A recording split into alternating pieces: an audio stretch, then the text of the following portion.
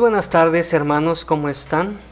Pues ya estamos en la lección número 6 y vamos a comentarla de una vez, pero para ello vamos a hacer una oración. Padre eterno, te agradecemos porque sin duda tú has estado con nosotros en este tiempo. Tú nos has cuidado, nos has librado del mal, has estado con nosotros y en estas circunstancias, Señor, en las que el mundo está hecho tal vez preocupación, angustia, tú nos das la calma porque sabemos que finalmente todas estas cosas tienen que pasar, pues tú así lo has dicho, y con esa seguridad seguimos adelante confiando en tu poder y en tu gracia. Señor, en este momento rogamos que tu Santo Espíritu abra nuestro entendimiento y nos ayude a repasar esta lección número 6, que tus santos ángeles también nos acompañen, porque lo pedimos en el nombre de Jesús. Amén. Amén. Bueno, el título de la lección es ¿por qué se necesita interpretación? ¿Por qué se necesita interpretar la palabra de Dios? ¿Bajo qué contexto voy a interpretar un pedazo de escritura que yo me encuentre en la Biblia? ¿Bajo qué condición yo voy a interpretar un texto que lea en determinado libro? Bueno, para saber ello vamos a repasar la lección juntos, ¿sale? Ahora, el versículo de memoria dice: pero sin fe es imposible agradar a Dios, porque es necesario que el que se acerca a Dios crea que le hay y que es galardonador de los que le buscan. ¿Sí? Aquí hay algo muy importante, ¿sí? Y que en la lección debemos de tener claro. Para que nosotros podamos interpretar de forma correcta la palabra de Dios, primero necesitamos un componente, que es la fe. Si tú estudias la palabra de Dios, ¿sí?, con prejuicios, leyéndola, queriendo encontrar errores, queriendo encontrar contradicciones, créeme, mi hermano, que no vas a poder interpretarla de forma correcta. Primero necesitamos fe. Por eso dice el versículo, porque es necesario que el que se acerca a Dios crea que le hay y que es galardonador de los que le buscan.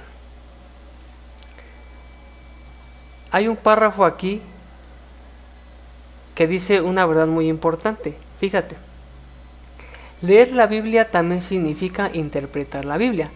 Pero ¿cómo hacemos eso? ¿Qué principios utilizamos? Por ejemplo, ¿cómo abordamos los diferentes tipos de escritura que encontramos? El pasaje que estamos leyendo es una parábola, es un sueño profético simbólico o un relato histórico. A veces algunos utilizan la Biblia como un oráculo divino. Simplemente abren la Biblia al azar para buscar un versículo bíblico y esperan que se les sirva de guía. Pero unir aleatoriamente los pasajes de la Biblia a medida que uno los encuentra puede llevar a conclusiones muy extrañas e incorrectas. Sí, yo por ahí he visto a gente que dice: voy a abrir un versículo al azar y el versículo que yo señale con mi dedo, eso es lo que hoy Dios me quiere decir. Yo no te puedo decir exactamente o tajantemente que eso no funcione. ¿Qué tal si en algún momento Dios decide escuchar lo que tú estás haciendo y realmente te da un consejo? Pero esta no es la forma correcta de interpretar las escrituras. De esta forma Dios por lo regular no nos habla. Dios no nos habla al azar. Dios cuando nos habla de acuerdo a la circunstancia en que nosotros estamos viviendo y lo que necesitamos. Fíjense, en el día domingo dice así: presuposiciones. ¿Por qué no vamos al libro de Lucas, capítulo 24, versículos del 36 al 45? Recuerda que para estudiar no necesitas tener forzosamente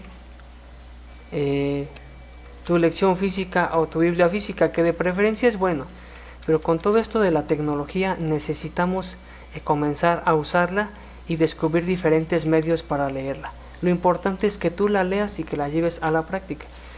Dice así: mientras aún hablaban de estas cosas, Jesús se puso en medio de ellos y les dijo: paz a vosotros.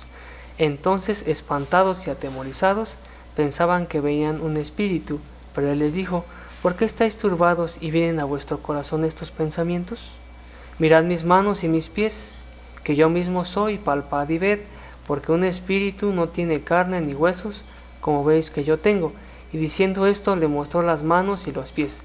Pero como todavía ellos de gozo no le creían y estaban maravillados, les dijo: ¿tenéis aquí algo que comer? Entonces le dieron un trozo de pescado asado y pan de miel. Él lo tomó y comió delante de ellos. Luego les dijo: estas son las palabras que os hablé estando aún con vosotros, que era necesario que se cumpliera todo lo que estaba escrito de mí en la ley de Moisés, en los profetas y en los salmos. Entonces les abrió el entendimiento para que comprendieran las escrituras. ¿Qué es lo que hizo el Señor Jesucristo? Entonces les abrió el entendimiento para que comprendieran las escrituras. ¿Quién es aquel o quién es el único que puede revelarnos totalmente, fielmente y fidedignamente las escrituras? Dios. Dios es el único capaz de abrirnos el entendimiento a través del Espíritu Santo para que podamos entender la palabra de Dios. Dice aquí: nadie aborda el texto de las Escrituras con la mente en blanco. Todo lector, todo estudioso de las Escrituras se acerca a la Biblia con una historia particular y una experiencia personal que inevitablemente afectan el proceso de interpretación. Y aquí ocurre lo que en algunas personas vimos en las lecciones pasadas: a veces por experiencia, por vivencias propias, se atreven a interpretar, a querer obedecer parcialmente la palabra de Dios porque ellos así lo creen. Y como vimos, no es que lo que tú creas no es de acuerdo a tu experiencia, no es de acuerdo, porque dicen: bueno, si vemos el contexto, también mi contexto es otro. Yo vengo de una familia disfuncional, yo vengo de una familia pobre, para mí no ha sido fácil, para mí no es fácil hacer la voluntad de Dios.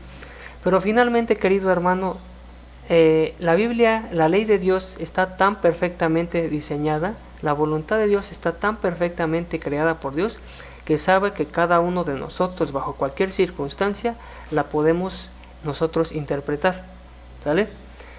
Fíjate lo que dice aquí: todos tenemos una cantidad de creencias acerca de este mundo, sobre la realidad última, sobre Dios, que presuponemos o aceptamos, e incluso sin querer o inconscientemente cuando interpretamos la Biblia. Nadie se acerca al texto bíblico con una mente vacía. Si, por ejemplo, la cosmovisión de alguien descarta categóricamente cualquier intervención sobrenatural de Dios, esa persona no leerá ni entenderá las Escrituras como un relato verdadero y confiable de lo que Dios ha hecho en la historia, sino que interpretará de manera muy diferente de alguien que acepta la realidad sobrenatural. ¿Sí? Y aquí estamos viendo lo mismo que acabamos de comentar. Pero lo bueno es que el Espíritu Santo puede abrirse paso y corregir nuestras limitadas perspectivas y suposiciones al leer las palabras de las Escrituras con una mente abierta y un corazón honesto. ¿Sí? Eso es lo que necesitamos. Por eso volvemos al versículo. ¿Sí? Porque es necesario que el que se acerca a Dios crea que le hay y que es galardonador de los que lo buscan. Y está en Hebreos 11:6. Fe, ¿sí? Primero necesitamos fe, y segunda, saber que el único que nos puede interpretar correctamente la palabra de Dios es el mismo Dios. ¿Cómo? Pidiéndoselo a través de la oración. Y dice aquí una pregunta: ¿cuáles son algunas de tus presuposiciones? ¿De qué manera puedes comentarlas a todas ellas a la palabra de Dios? ¿De qué manera puedes someterlas a todas ellas a la palabra de Dios para que la palabra pueda reformular tus ideas y así estar más en armonía con la realidad que enseña la Biblia? Bueno, las presuposiciones son bastantes, ¿no? Todos tenemos algunas, y por ahí estábamos hablando entre semana con unas hermanas acerca de temas controversiales, como por ejemplo la igualdad de género y todo ello, y muchas veces en algunos puntos no queremos entender y comprender y llevar a cabo la voluntad de Dios. Porque hay cosas que se nos hacen tan difíciles que le echamos la culpa a los predicadores o a los que enseñan la palabra de Dios. Y decimos: no, espérate, ¿sí? Es que todos somos iguales, todos tenemos los mismos derechos, todos deberíamos de hacer lo mismo. Cuando el Señor desde un principio creó hombre y mujer, ¿sí? Con diferencias, empezando por la anatomía, por la mentalidad, por los dones. Y el hecho de que sean diferentes en ciertas cosas no quiere decir que uno sea menos o uno sea más, pero siempre va a haber diferencia, siempre van a ser diferentes. Y hay veces que nosotros, decimos que amamos a Dios y que hacemos su voluntad, pero hay cosillas por ahí de Dios que no nos gustan, ¿sí? Lo que menos se acomoda a nuestra conveniencia son lo que menos nos gusta. Eso muchas veces pasa en las predisposiciones, ¿sí? En las presuposiciones, perdón. Ahora, traducción e interpretación. Así como tú en algún momento, ¿sí?, necesitas de un traductor para, valga la redundancia, traducir un texto del inglés al español, ¿sí?, la Biblia también necesita una traducción y una interpretación. En la clase pasada ya habíamos visto que la Biblia se interpreta sola a sí misma, ¿sí? La misma Biblia, leyéndola en el poscontexto y en el precontexto, ¿sí?, solita se interpreta y solita lo que ella dice, ¿sí?, es lo que nosotros tenemos que entender. Pero dice aquí, fíjate el comentario, la Biblia se escribió en idiomas muy antiguos. El Antiguo Testamento se escribió principalmente en hebreo, con algunos pasajes en arameo, mientras el Nuevo Testamento se redactó en griego koiné. La mayoría de la población mundial actual no habla ni lee esos idiomas antiguos, por lo tanto, la Biblia tiene que ser traducida a diferentes idiomas modernos. Pero aquí viene la parte importante de este día, una atención. Pero como todo buen traductor sabe, toda traducción siempre implica algún tipo de interpretación. Algunas palabras en un idioma no tienen un equivalente exacto en otro. El arte y la habilidad de traducir cuidadosamente y luego interpretar textos bíblicos se llama hermenéutica teológica o bíblica, ¿sí? Es decir, hay palabras, por ejemplo, que la mente tiene alguien que sabe, por ejemplo, hebreo, ¿sí?, y que tiene un significado que mezcla varias palabras entrelazadas, ¿sí?, y que en español, por lo tanto, no hay una interpretación, ¿sí?, como tal, no hay una traducción literal de esa palabra, porque es un compuesto, porque también puede ser un modismo del idioma, ¿sí? Entonces allí es donde entra la hermenéutica. Bueno, ¿qué es lo que realmente está tratando de decir esa persona? ¿O qué es lo que está tratando de decir ese autor bíblico? Y aquí es donde muchas veces algunos, por no saber interpretar bien las escrituras, han creado versiones bíblicas, ¿sí?, que no van de acuerdo al original y a lo que realmente Dios quería decir, ¿sí?, a realmente lo que la palabra de Dios quería decir. Y aquí hay un problema, porque si bien muchos cometen esto a propósito, ¿sí?, porque también hay agentes del enemigo que han tratado de transgiversar las escrituras, también hay gente que de corazón traduce, pero no tiene la suficiente técnica ni el contexto bíblico para saber realmente lo que la palabra de Dios está diciendo en cierto texto, ¿sí? Y sí es un problema, por eso es importante nuevamente ir en oración. Señor, ayúdame a interpretar, estar bien preparados también en otros libros para que tengamos un contexto general de lo que Dios siempre ha querido decir y su voluntad, ¿sí? Y entonces ya aquellos que saben otros idiomas, conforme al contexto general que la Biblia tiene, ya puedan interpretar bien las escrituras. Pero esto es algo sumamente peligroso porque hay una línea muy delgada entre interpretar bien y no hacerlo. Pero por eso tenemos que ir en oración. Ahora, aquí hay un texto, ¿sí?, que en 1 Corintios 12:10 me ha parecido interesante. Vamos a ver qué dice. A otro él hace milagros, a otro profecía, a otro discernimiento de espíritus, a otro diversos géneros de lenguas y a otro interpretación de lenguas. ¿Qué estamos viendo aquí? Que el interpretar la palabra de Dios y aquellos que la han traducido tienen un don, no cualquiera lo puede realizar, ¿sí? Eso es bien importante, ¿sí? Vuelvo a lo mismo de que no somos iguales, no podemos ser iguales. Incluso en los dones no somos iguales, ¿sí? Algunos cantan bien, otros no, otros predican bien, otros no, otros enseñan bien, otros no. Y la traducción e interpretación de la Biblia también es un don, que también lo puedes desarrollar, porque hay gente que lo tiene nativo, pero tú también lo puedes desarrollar. No puedes decir, es que yo dependo del anciano, del líder de escuela sabática, ¿sí?, del maestro de escuela sabática para que me venga a interpretar un tema o me venga a enseñar. No, hermano. Con ayuda del Espíritu Santo tú lo puedes realizar. Ahora, hermanos, la palabra griega hermeneu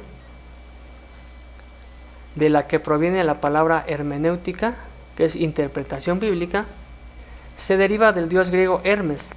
Hermes era considerado un emisario y mensajero de los dioses, y por ende el responsable de, entre todas las cosas, traducir mensajes divinos para su pueblo. ¿Sí?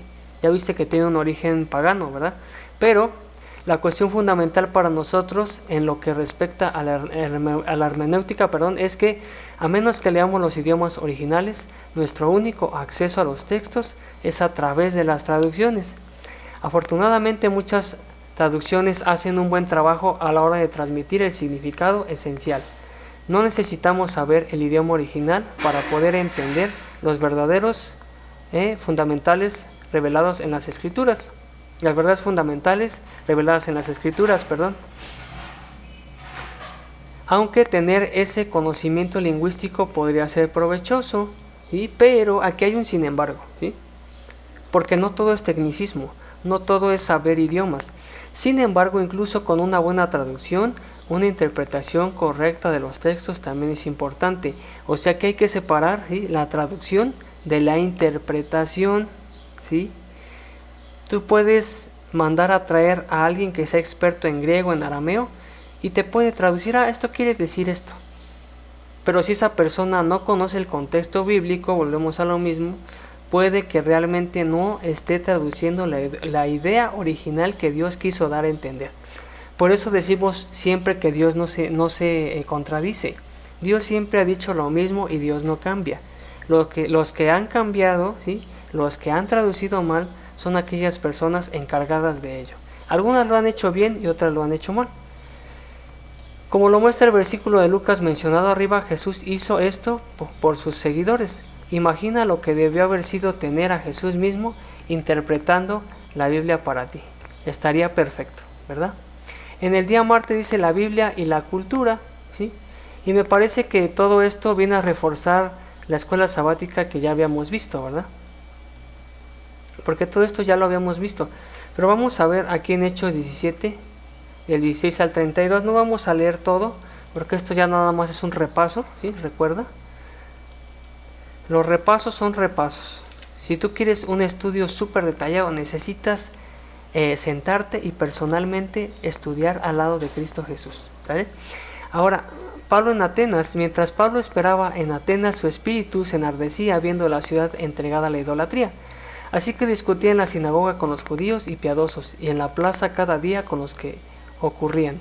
Algunos filósofos de los epicúreos, de los estoicos, discutían con él. Unos decían, ¿qué querrá decir este palabrero? Y otros, parece que es predicador de nuevos dioses. Estos decían porque les predicaba el evangelio de Jesús y la resurrección. Lo tomaron y lo trajeron al Areópago diciendo, ¿podemos saber qué es esta nueva enseñanza de la que hablas? Pues traes a nuestros oídos cosas extrañas. Queremos pues saber qué quiere decir esto, porque todos los atenienses y los extranjeros residentes de allí en ninguna otra cosa se interesaban sino en decir o oír algo nuevo. Entonces Pablo, puesto en pie en medio del Areópago, dijo, atenienses, en todos observo que sois muy religiosos, porque pasando y mirando vuestros santuarios hallé también un altar, el cual estaba en esta inscripción, al Dios no conocido, al que vosotros adoráis, pues sin conocerlo es a quien yo os anuncio. ¿Te imaginas? El Dios que hizo el mundo y todas las cosas que en él hay, siendo Señor del cielo y de la tierra, no habita entre templos hechos por manos humanas, ni es honrado por manos de hombres, como si necesitara de algo, pues Él es quien da a todos vida, aliento y cosas nuevas, ¿sí? Ahora, ¿por qué está citando la palabra de Dios este versículo? Bueno, aquí mismo lo dice. Es útil tener un conocimiento previo de la cultura del cercano oriente para comprender algunos pasajes bíblicos. Como te dije, es necesario tener un contexto de los diferentes libros de la palabra de Dios y también, si es preciso, históricamente, ¿sí?, tener un contexto.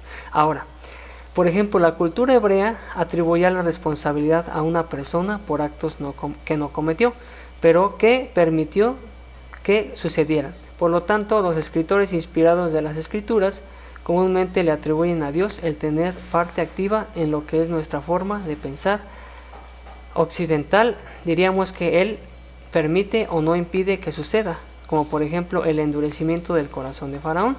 ¿Sí? Eso es algo que muchos cuestionan. Pero sigue diciendo, la cultura también plantea algunas cuestiones hermenéuticas importantes. La Biblia está condicionada, fíjate la pregunta, culturalmente, y por lo tanto solo es pertinente a esa cultura en lo que afirma. Ya dijimos que no, ¿sí? Ya dijimos que no, queridos hermanos, porque la Biblia, la voluntad de Dios está tan perfectamente diseñada que no tiene que ver nada con género, con cultura, con vivencias pasadas, ¿sí? Con experiencias, con grado de estudio académico, sino que toda escritura es inspirada por Dios, es la voluntad de Dios que siempre ha tenido, porque Él no cambia, y no podemos basarnos en eso. Aquí dice, el mismo principio se aplica a las verdades de la palabra de Dios. Aunque la Biblia se escribió hace mucho tiempo en culturas muy diferentes a las nuestras, las verdades que contiene son tan relevantes para nosotros hoy como para sus primeros receptores, ¿sí? Es igual. La Biblia es hoy igual, ayer igual, anteayer igual, siempre es igual y después será igual, ¿sí? Ahora, nuestra naturaleza pecaminosa y la caída, ¿sí? ¿Qué tiene que ver esto con la interpretación de la Biblia? Pues mucho, fíjate. Por ejemplo, vamos a Juan 9, 39 al 41.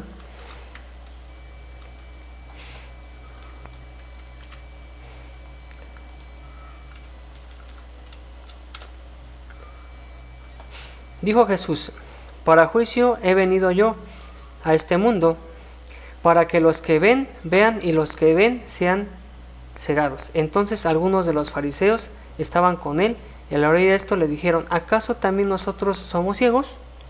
¿Acaso también? A Jesús le respondió, si fuerais ciegos no tendrías pecado, pero ahora, porque decís, vemos, vuestro pecado permanece. ¿Sí?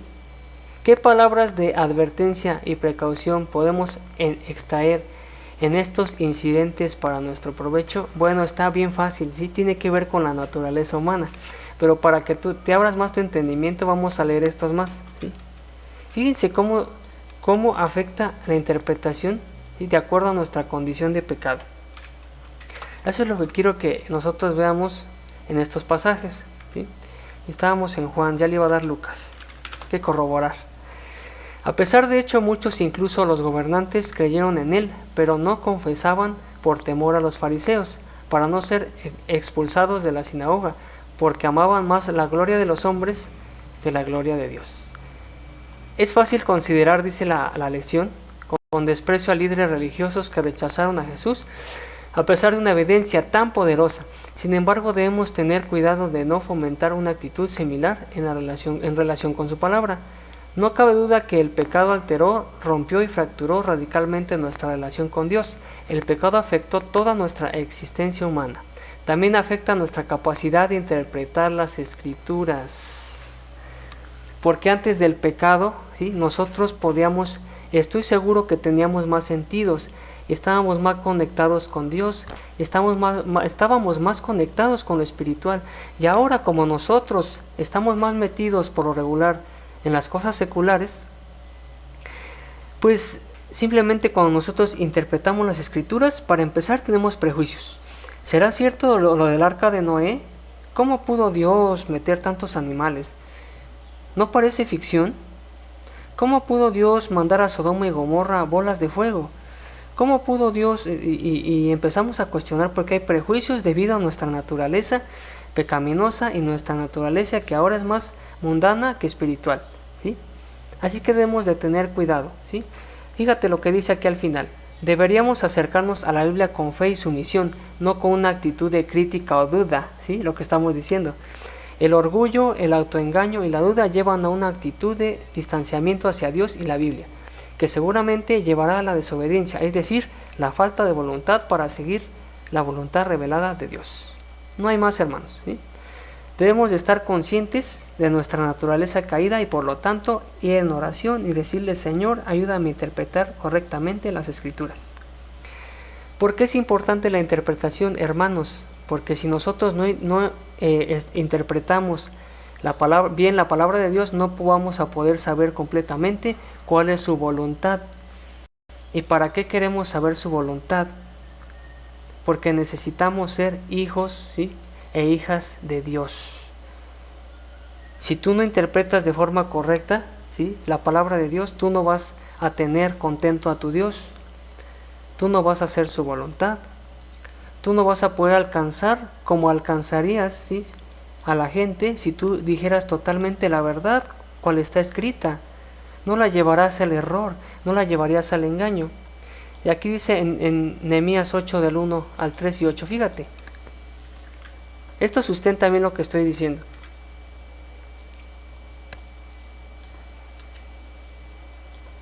Están muy acertados los versículos, muy bien acertados. Aquí vamos a dividir con una coma. Entonces se juntó todo el pueblo con un solo hombre en la plaza que está delante de las puertas antiguas, y dijeron al escriba Esdras que trajera el libro de la ley de Moisés, la cual Jehová había dado a Israel.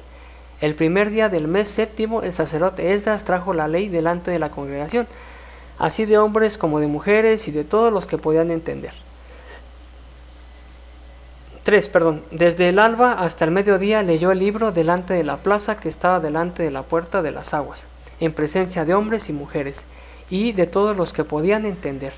Y los oídos de todo el pueblo estaban atentos al libro de la ley, y leían claramente el libro de la ley de Dios, y explicaban su sentido, de modo que le entendieran la lectura. ¿Sale? ¿Qué quiere decir esto, hermanos? Primero, que es importante interpretar bien la palabra de Dios para que aquellos que no tengan el don de hacerlo, ¿sí?, puedan entenderla bien a través de ti, ¿sí? Ahora, el tema más importante en la Biblia es la salvación y cómo ser salvos. Después de todo, ¿no es esto lo que más importa a largo plazo?